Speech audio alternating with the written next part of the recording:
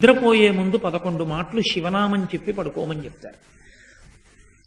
తెల్లవారి నిద్ర లేచేటప్పుడు మీరు పరమశివ భక్తులైనా సరే, మీ కులదేవత పార్వతీ పరమేశ్వరులైనా సరే, శివ అంటూ లేవడాన్ని శాస్త్రం అంగీకరించదు.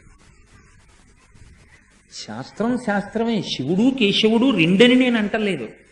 కానీ దేని స్థితి దాందే అంతే.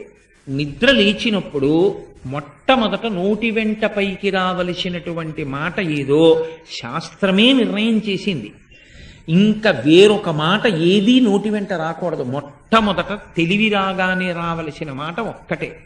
అది 3 మార్లు పలికి లేవాలి మనసం మించింది. శ్రీహరి శ్రీహరి శ్రీహరి అన్నారు. 3 మాటలు శ్రీహరి అన్న నామం చెప్పి మాత్రమే లేవవలసి ఉంటుంది. అంటే జాగృతి ప్రారంభమైంది. నిద్ర లేచాడంటే రక్షణ చెయ్యవలసినటువంటి వాడు శ్రీ మహావిష్ణువు.